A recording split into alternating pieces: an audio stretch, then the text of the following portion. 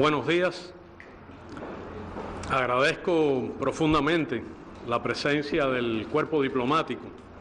acreditado en La Habana. Felizmente nos encontramos por primera vez después de estos 2 años de pandemia y restricciones a los encuentros sociales, diplomáticos, eventos propios del servicio externo durante estos 2 años de pandemia. Y bueno, felizmente la semana pasada o la anterior quizá tuvimos ya un primer encuentro. Tengo el honor de haberlo convocado esta mañana, tomando en cuenta que en este mes, en los próximos días, se producirá ya de una manera integral la apertura del país, la reactivación de áreas de su economía que han estado limitadas en este largo y difícil periodo. Nos ha llenado de alegría el reinicio del curso escolar y la actividad docente en todos los niveles de enseñanza, los niños uniformados otra vez en las calles, regresando felices a sus escuelas, acompañados de sus padres. Es el momento también en que todo el país rinde homenaje a nuestro personal de salud, a nuestros médicos, paramédicos, a nuestros científicos y de manera especial a nuestros jóvenes, a nuestros estudiantes que ocuparon posiciones de vanguardia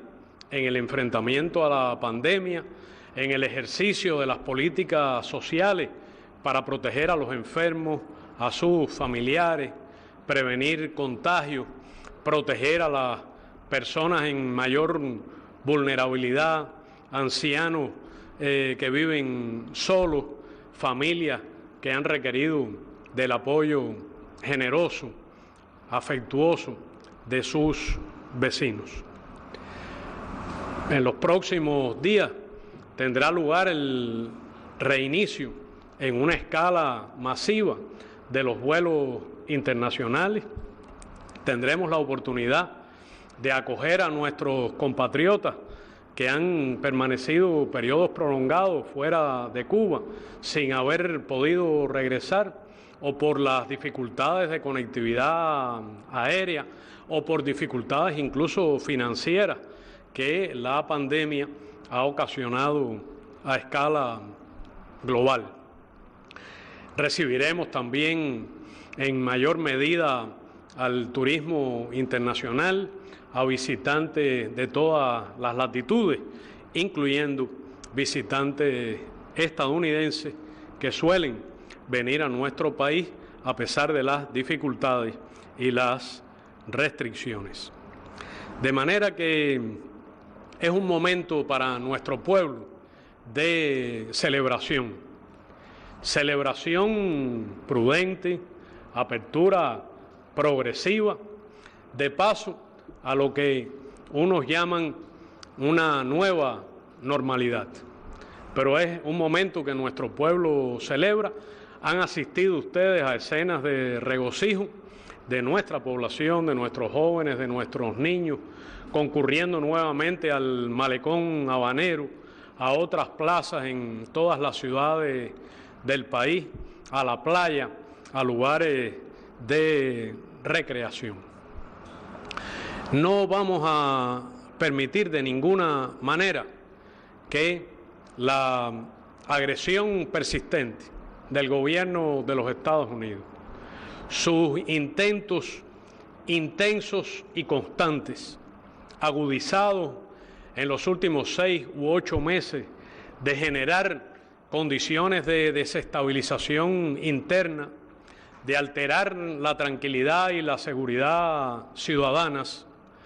de dañar la paz social que es característica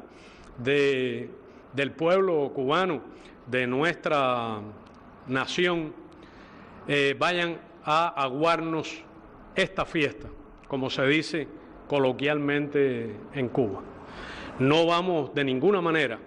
a permitir que la agresión organizada desde el exterior, con el empleo de agentes internos reclutados, entrenados, financiados, organizados, incluso a veces transportados directamente en vehículos diplomáticos de la Embajada de los Estados Unidos acreditada en La Habana, vaya a echar a perder este momento de alegría de nuestro pueblo. Y claro está, nuestro pueblo, con estricto apego a nuestra Constitución, a nuestras leyes, con el talante y el ánimo de amplio consenso que lo caracteriza, defenderá, por supuesto, el orden constitucional por el que votó recientemente de una manera masiva y entusiasta y permitió promulgar una nueva Constitución. El eje central de esta operación organizada desde centros de poder en Estados Unidos, en ejercicio de la política oficial del gobierno de los Estados Unidos, con intervención de altos funcionarios de la Casa Blanca, del Departamento de Estado y de otras agencias, con la intervención permanente de senadores y congresistas anticubanos, con la participación de entidades que responden a la política del gobierno de los Estados Unidos para financiar de diferentes maneras los llamados golpes blandos, intentos de desestabilización, conducen, por supuesto, a consecuencias que en otros países han provocado conflictos, han provocado incluso guerras,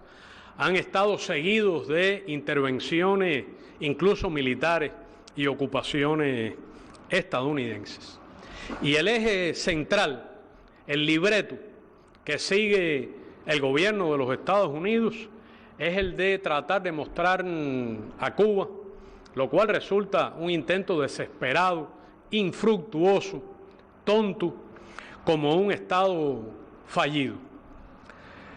para precisamente utilizar ese enfoque como pretexto para el recrudecimiento del bloqueo, la aplicación de las 243 nuevas sanciones que implementó el gobierno del presidente Trump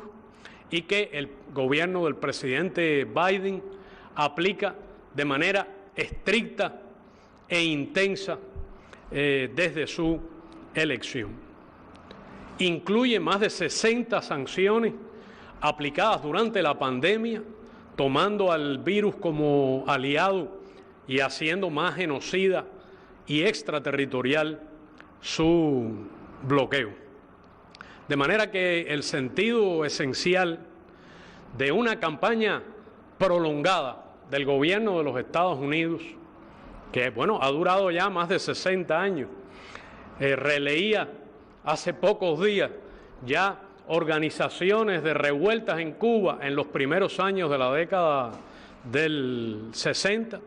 y que trata precisamente de crear situaciones internas que favorezcan sus objetivos de dominación, de hegemonía, de intervención en los asuntos internos de nuestro pueblo, de conculcar nuestra independencia y nuestra soberanía o incluso de sumar a otros países del planeta a esa política. El gobierno de los Estados Unidos sabe perfectamente que con las campañas que arreció en los últimos meses intenta provocar situaciones de sufrimiento en nuestro pueblo, en la esperanza de que generen condiciones que provoquen el llamado estallido social, que generen, sabe el gobierno de los Estados Unidos que con sus acciones pretende y provoca acciones de inestabilidad y de violencia, pretende alterar la paz de nuestro país. usa para eso una muy poderosa maquinaria comunicacional, particularmente digital, intenta construir desde la mentira y la irrealidad un escenario virtual inexistente en la esperanza de convertirlo en un escenario en la realidad que no existe en Cuba. Utiliza recursos financieros cuantiosos, materiales facilitados directamente por el gobierno de los Estados Unidos y sus agencias. Sus operadores y agentes internos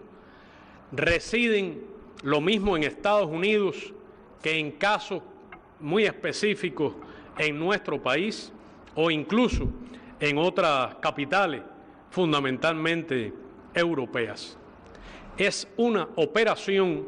que se organiza desde el punto de vista material y práctico en lo fundamental desde el territorio de los Estados Unidos, que conecta con grupos violentos, con un pasado, incluso un presente de acciones terroristas contra nuestro pueblo y contra las embajadas de Cuba en diversos países. Utiliza prácticas, modalidades comunicacionales que son típicas del escenario de polarización extrema, de máxima toxicidad que lamentablemente caracteriza hoy las prácticas políticas en la sociedad estadounidense, en particular las prácticas electorales que ya miran a noviembre del próximo año. Facebook, por ejemplo, que es una gran plataforma privada que se conoce a qué objetivos sus dueños responden y que se caracteriza por una práctica no solo de violación del derecho de los ciudadanos a la información veraz, a la privacidad, a que no se trafique con sus datos personales, que no solo incursiona en el aliento a mensajes de odio, de división, de discriminación, de odio incluso racial, otras formas de discriminación, y que es generador de violencia. Recientes documentos publicados, testimonios, incluso internos, demuestran que esto es así.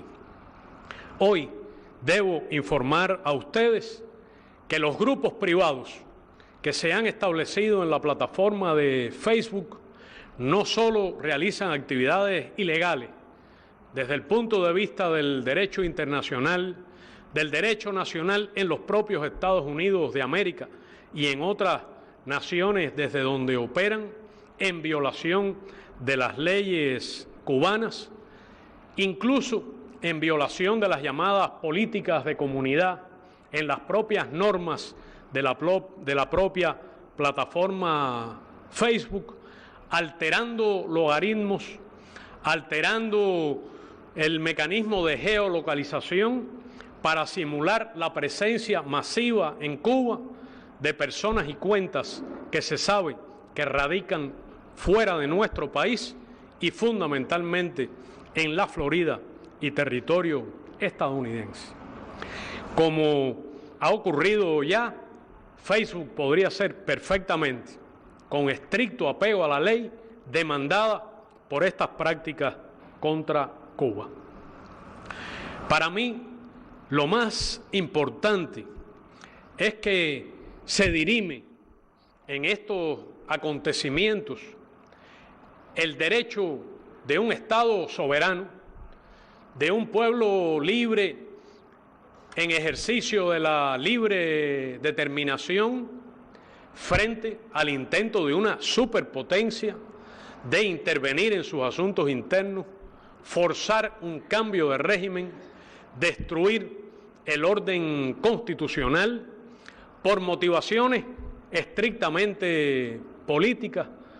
por motivaciones que solo sirven al interés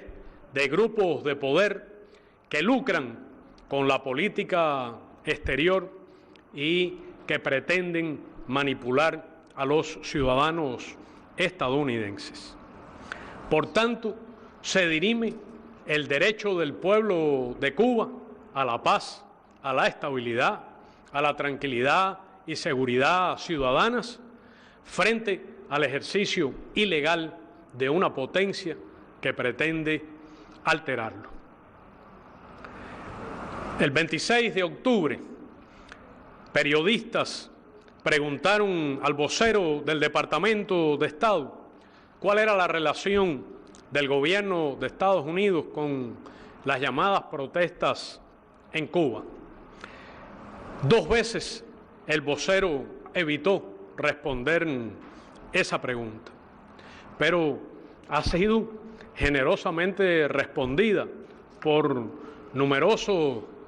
funcionarios, altos funcionarios del gobierno de los Estados Unidos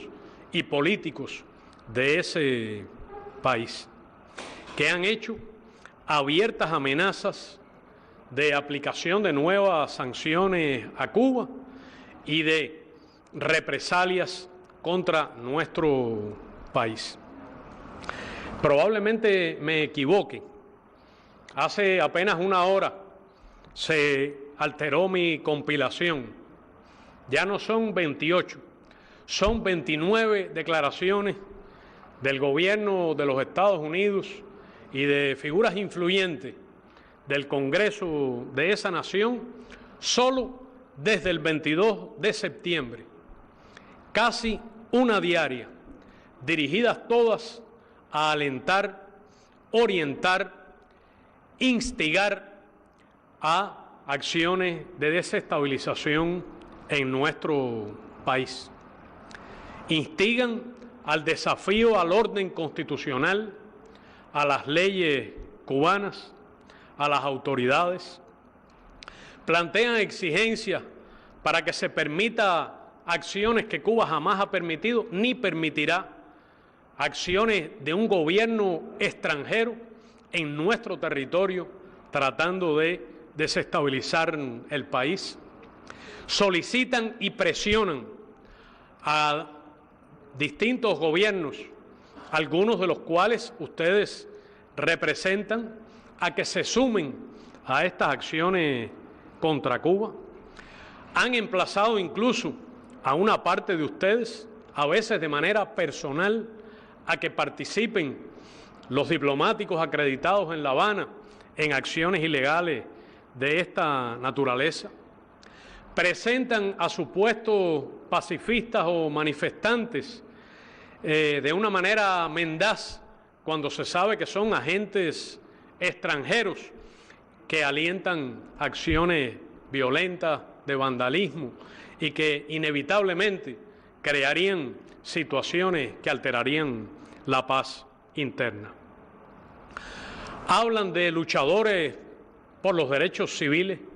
con verdadera desvergüenza. Se amenaza con acciones incluso desde el Congreso de los Estados Unidos. Sorprende,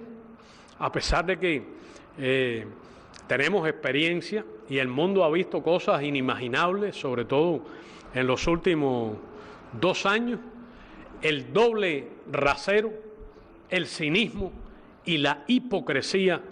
con que figuras del gobierno de los Estados Unidos se refieren a estos temas. Son los mismos que no dicen una palabra de las masacres de defensores de derechos humanos y activistas sociales, que no hablan de la represión brutal contra manifestantes con el empleo de equipo cuasi militar, equipo de represión más asociado a la acción militar que a la acción de las autoridades de orden interno, que no dicen una palabra de las lesiones oculares de cientos y cientos de adolescentes y jóvenes de nuestra región.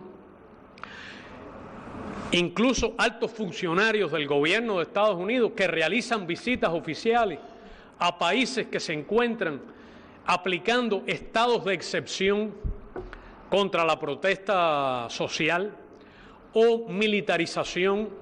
o invocando legislación antiterrorista para reprimir la protesta social. Ven aquí por fechas incompleta, como es natural, a partir de la última salida de esta mañana. Durante el mes de octubre, solo durante el mes de octubre, la Embajada de los Estados Unidos en La Habana ha publicado solo en la red Twitter 59 mensajes,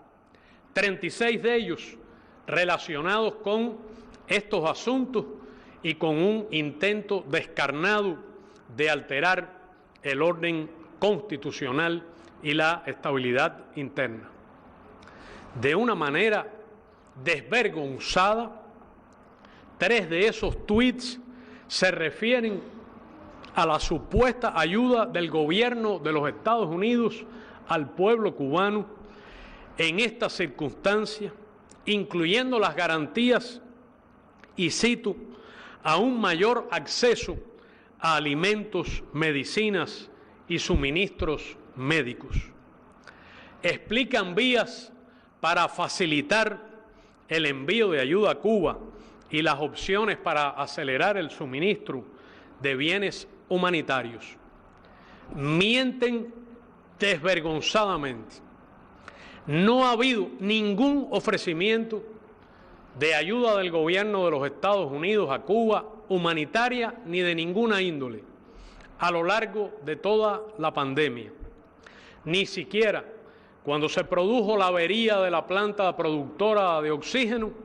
se ofrecieron o se concedieron licencias específicas para enviar oxígeno a Cuba. Y quedó claramente demostrado que para enviar oxígeno a Cuba desde los Estados Unidos se requiere una licencia específica del gobierno de los Estados Unidos. No se ha enviado una sola tonelada ni de alimentos ni de medicinas a Cuba por parte del gobierno de los Estados Unidos. Más bien, se ha obstaculizado con sus regulaciones y con la práctica agresiva que inercialmente arrastra el gobierno del presidente Biden desde el anterior, las donaciones generosas al esfuerzo de colecta y de extraordinarias, ingentes gestiones de grupos de solidaridad, de grupos de cubanos asentados en los Estados Unidos, de organizaciones de la sociedad civil estadounidense que han enviado al costo de muchos esfuerzos volúmenes de ayuda humanitaria, cuyo valor moral y de aliento a nuestro pueblo es, sin embargo, inmenso. El gobierno de los Estados Unidos continúa aplicando medidas que impiden la reunificación familiar, que impiden los viajes familiares, impiden el otorgamiento de visado, lo mismo para visas de inmigrantes, en incumplimiento flagrante de los acuerdos migratorios vinculantes firmados y vigentes entre ambos países, que restringen los periodos de visado a ciudadanos cubanos, que impiden a ciudadanos cubanos que residen en terceros países y que tienen doble ciudadanía a acceder con esos pasaportes a territorio estadounidense. Y ahora, de manera más reciente, obstaculizan también, además de el cierre de los servicios consulares en nuestro país y la forma en que se ha encarecido la posibilidad de ir a obtener una visa de migrante o una visa de viaje temporal a terceros lugares, ahora ponen una nueva barrera que es la exigencia de vacunación a los ciudadanos cubanos que deseen viajar a los Estados Unidos con vacunas reconocidas por la autoridad regulatoria estadounidense o por la Organización Mundial de la Salud. Las vacunas cubanas han sido reconocidas por la autoridad regulatoria cubana y por otras de varios países. Espero que la Organización Mundial de la Salud actúe en apego a sus propias normas, que actúe tomando en cuenta las circunstancias de emergencia que se viven hoy en el planeta, en naciones hermanas, en particular de África, que no han podido acceder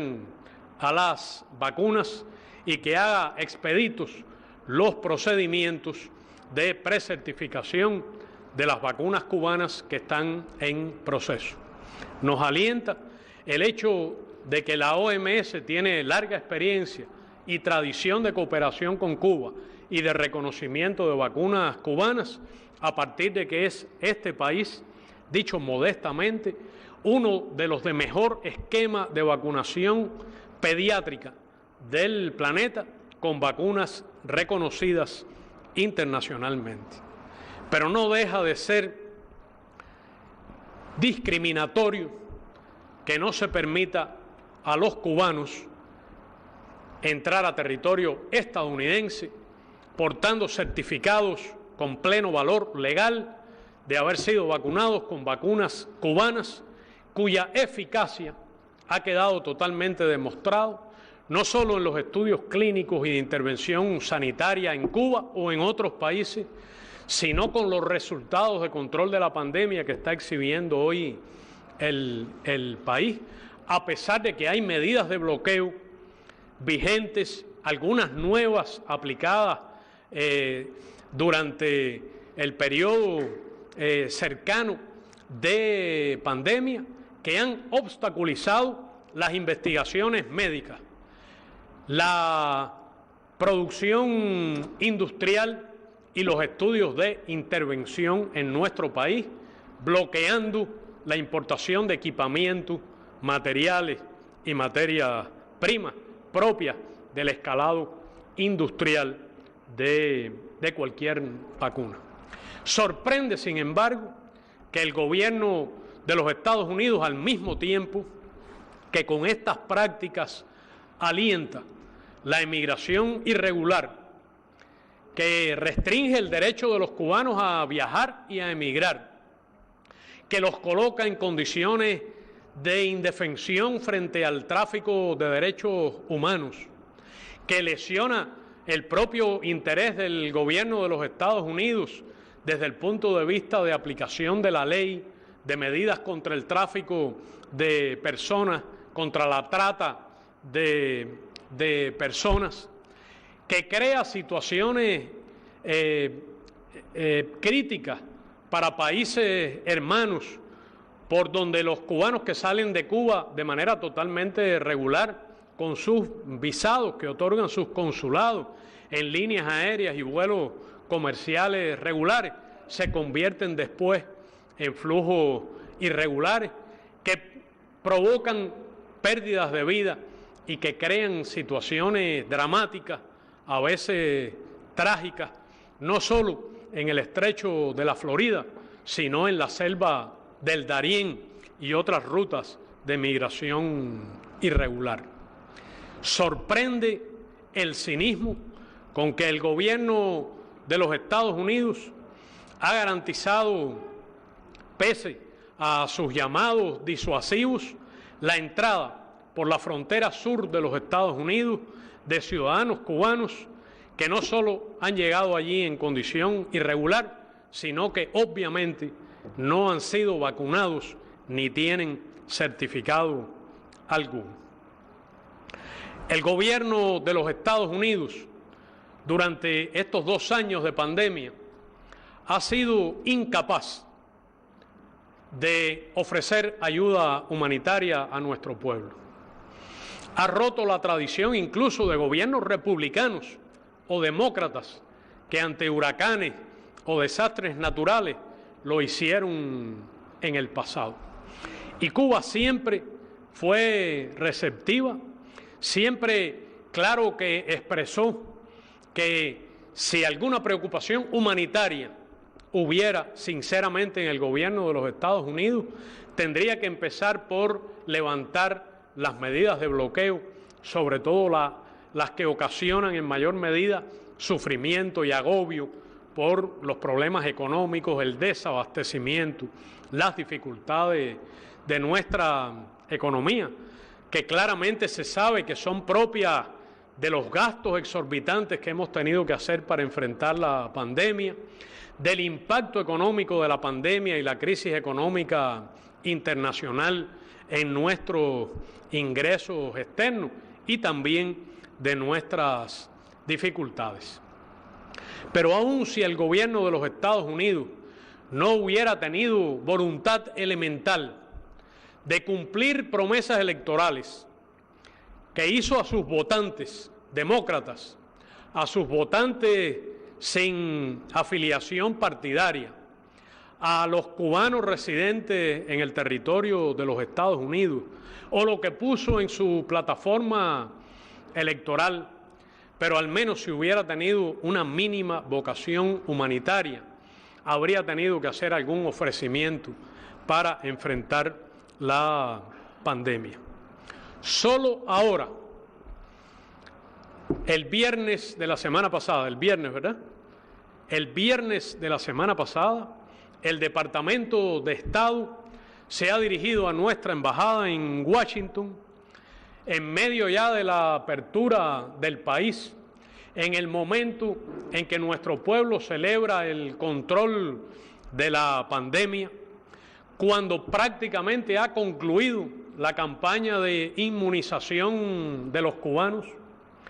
cuando las 3 vacunas cubanas han mostrado extraordinaria efectividad, de las más altas del mundo, cuando el ritmo, la velocidad de vacunación colocó a Cuba en el primer lugar mundial, cuando prácticamente ha concluido el primer programa del mundo de vacunación pediátrica desde los 2 años de edad de los niños, se ha ofrecido a Cuba una supuesta donación con muchas condiciones, con muchos requisitos, sin que estén claras las circunstancias, con menciones a mecanismos internacionales que hasta ahora han sido totalmente ineficaces, excluyentes, incumplidores de los propios contratos que firmó, como COVAX, a Cuba 1 millón de dosis de una de sus vacunas. Hay que tomar en cuenta también que 1 millón de dosis alcanza para vacunar a unos pocos cientos de miles de personas en un país de 11 millones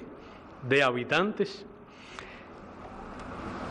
Están ofreciendo vacunas a una población ya vacunada, ya incluso avanzando el programa de la dosis posterior de refuerzo. Pero además plantean requisitos estrictos e injerencistas. La obligación de realizar estudios clínicos en Cuba con esas vacunas. ¿Qué quiere decir eso? ¿Qué tiempo toma un estudio clínico? Es decir, nos están ofreciendo vacunas que podamos utilizar dentro de 6 meses o 1 año. Responsabilidad legal de compensación por efectos secundarios. Estudios clínicos para cerciorarse de que sean compatibles con las vacunas cubanas. Y monitoreo por agencias norteamericanas del destino final de la aplicación de las vacunas. ¿Qué sentido tiene esa oferta oportunista a última hora, cuando ya no tendría efecto práctico alguno? ¿Por qué el oxígeno no y vacunas ahora sí? ¿Por qué vacunas no cuando más falta nos hubieran hecho? ¿Por qué no facilitar la importación de los insumos imprescindibles para el enfrentamiento a la pandemia y para el desarrollo y el escalado industrial de las vacunas? Pero debo declarar al gobierno de los Estados Unidos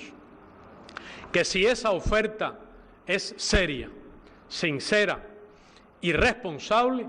nuestro país la reconoce y la apreciaría como un acto en la dirección correcta. hemos respondido al gobierno de los Estados Unidos con una explicación respetuosa y estrictamente apegada a la verdad de las razones por las cuales esa donación no contribuiría a mejorar la salud de los cubanos ni tendría impacto epidemiológico alguno. Y hemos ofrecido al gobierno de los Estados Unidos que utilice esa donación de vacunas junto a una donación de vacunas cubanas para la inmunización de la población en algún país altamente necesitado de ellas, que podría estar en el Caribe, incluso con la participación de personal de la salud estadounidense y cubano en la aplicación del programa de vacunación. Estoy reiterando hoy el ofrecimiento que hicimos antes de manera privada al gobierno de los Estados Unidos de una operación triangular conjunta, y estamos en contacto con algunos gobiernos de países que reúnen estas condiciones en absoluto respeto a su soberanía, por si sus gobiernos decidieran mostrarse interesados en este proyecto. Lo más cínico del enfoque del gobierno de los Estados Unidos en relación con su política hacia Cuba ha sido el planteamiento del asesor de seguridad nacional de la Casa Blanca, el señor Jake Sullivan, planteamientos acompañados también por el secretario de Estado, señor Anthony Blinken, y por otras figuras de ese gobierno que han sustituido el enfoque de revisión integral de la política hacia Cuba en cumplimiento del programa y promesas electorales con la que se eligió al presidente Biden, por el concepto de que ahora las circunstancias han cambiado. Emplazo al gobierno de los Estados Unidos a que presente dato alguno de resultados de esa supuesta revisión o a que argumente cuáles son las circunstancias que cambiaron, más allá de la operación estadounidense y sus consecuencias durante el verano que acabo de denunciar. Debo señalar que el financiamiento federal de los Estados Unidos para la guerra contra Cuba, guerra económica, guerra política, guerra comercial y financiera, guerra comunicacional, guerra no convencional típica con acciones de desestabilización típicas precursoras de acciones de mayor beligerancia, se ha incrementado y fluye de manera permanente. Solo en septiembre del 2021 se asignó un paquete de $6 millones de subsidios de la USAID a 12 organizaciones que operan en la Florida, en Washington y en Madrid en el negocio lucrativo de la industria anticubana y que operan estos actos de intento de desestabilización. Tienen aquí una muestra de esos fondos que siguen corriendo copiosamente. No me voy a detener en ellos. Se ha presentado evidencia pública, irrefutable, contundente por parte de nuestro gobierno sobre las acciones de reclutamiento, entrenamiento, financiamiento, organización, apoyo logístico de agentes internos en Cuba, que la ley de Estados Unidos calificaría como agentes extranjeros y amenazaría con penas extremas de privación de libertad. No hay acciones autóctonas de desestabilización en Cuba, de oposición a nuestro gobierno. Ustedes caminan por nuestras calles, desde hace una semana más o menos podrían recorrer todo el país y los invito a hacerlo. Y lo que verán es la alegría de la gente, la esperanza, la felicidad de la familia y de los niños ante este momento de oportunidad que se abre ante nuestro país en un final de un bienio tremendo, en cercanía del nuevo año, y los cubanos sentimos la convicción de que el 2022 será un año de oportunidad promisorio para nuestro pueblo. Mientras el gobierno de Estados Unidos sigue atacando a Cuba y despilfarrando el dinero de sus contribuyentes, porque es evidente que ese dinero va a parar a determinados bolsillos, a determinados mecanismos de corrupción electoral que funcionan particularmente en la Florida. En tercer lugar, hay una operación de toxicidad en la comunicación en las redes digitales que el mundo debe conocer y denunciar. Es una política de aliento al odio, de incitación a la violencia, de instigación al delito, que pone en riesgo no solo a nuestro pueblo, sino que escala en una política tradicional, pero exacerbada en los últimos años, particularmente en los años del gobierno anterior, cuyas políticas lamentablemente siguen fluyendo, al parecer por inercia, en este, y que tienden a alterar la paz social y generar condiciones de conflicto en diversos países. Es la exportación de las prácticas tóxicas y sucias de política electoral que lamentablemente se han desatado en los últimos años en la política estadounidense a otros países, a otras regiones. Claro que el gobierno de Cuba, junto a nuestro pueblo, estrechamente unido a nuestro pueblo, en respuesta al consenso ampliamente mayoritario que existe en nuestro país, impedirá cualquier ensayo de acciones inconstitucionales o no constitucionales o anticonstitucionales, como refieren distintas escuelas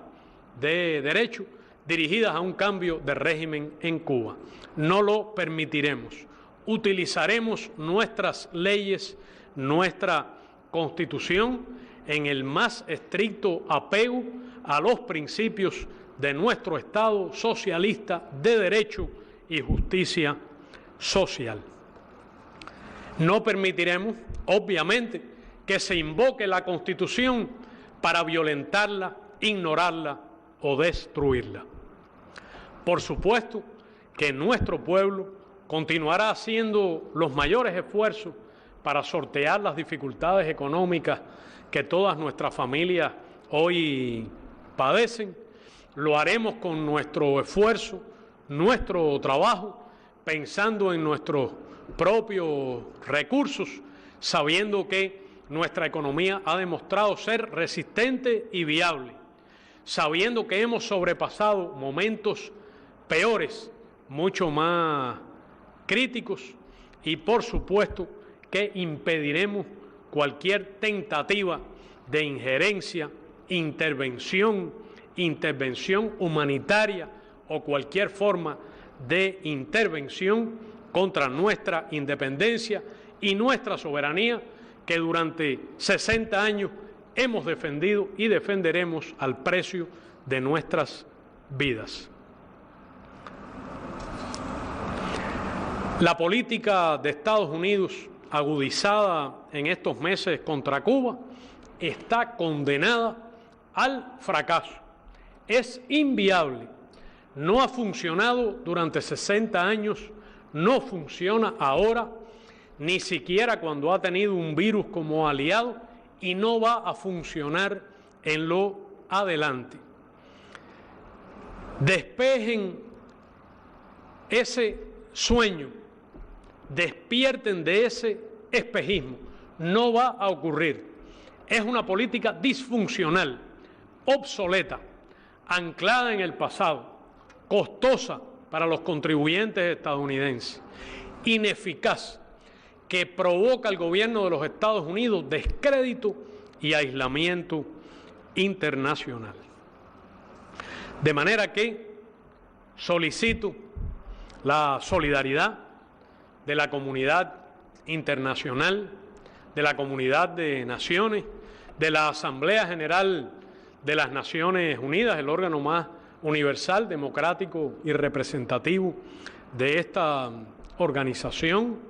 Agradezco la solidaridad de los amigos y amigas de Cuba en todo el mundo, de los grupos de solidaridad, de muchas fuerzas políticas, de las organizaciones de la sociedad civil en todos los temas y ámbitos en el planeta, de los cubanos que residen en distintos confines, en particular en territorio de los Estados Unidos. Llamo a los gobiernos a tomar en cuenta que las operaciones de desestabilización lanzadas por el gobierno de los Estados Unidos contra Cuba incluyen llamados desaforados, totalmente expresos al acoso e incluso a la violencia contra las embajadas cubanas en los países que ustedes representan. No es hipotético. No hablo solo de la larga trayectoria de acciones terroristas contra embajadas cubanas en el pasado. Hablo de amenazas reales, actuales, y hablo de hechos recientes, como el del 30 de abril de 2020, un ataque contra la Embajada de Cuba en Washington con un fusil de asalto y ráfagas de proyectiles que el gobierno de los Estados Unidos no ha dicho una palabra públicamente de condena, ni ha dado garantías de que evitará que se repite, ni ha calificado de terrorista.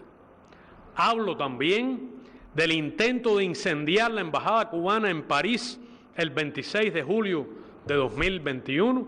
y espero que la Unión Europea se pronuncie en apego a sus posiciones contra el terrorismo internacional en este sentido. Hablo en los días más recientes del acoso brutal al consulado de Cuba en Barcelona, España, con actos que rayan en la agresión física contra el personal consular cubano. Sé que algunos de los diplomáticos sufren hoy la presión, a veces pública y personal, para que se sumen a estos actos de desestabilización. Sé que no lo harán porque son respetuosos de la Convención de Viena de Relaciones Diplomáticas y del derecho internacional y porque saben perfectamente, sé que la diplomacia supone discreción, que no todo se puede decir delante de una cámara, pero que saben perfectamente lo que pasa en Cuba y lo que no está pasando en Cuba. En este momento hay una campaña de amenazas, incluso personales, contra corresponsales de la prensa extranjera acreditados en La Habana, con amenazas a ellos e incluso a sus familias, supuestamente por no reflejar lo que no existe en nuestro país. Reclamo al gobierno de los Estados Unidos que cesen las acciones desde territorio estadounidense de acoso contra periodistas y en particular periodistas extranjeros de agencias de diversos países del mundo acreditados en La Habana y que se están produciendo desde dominios y cuentas físicamente establecidas en el territorio de la Florida. Reclamo al gobierno de los Estados Unidos que impida la amenaza y el hostigamiento contra los cubanos y amigos de Cuba en territorio de los Estados Unidos que se expresan a favor de la independencia, la soberanía, la cultura nacional en defensa de nuestro pueblo frente a los actos de guerra no convencional y las amenazas de desestabilización. Reclamo que no haya impunidad, como ha habido una historia de impunidad para los grupos terroristas que actúan contra Cuba.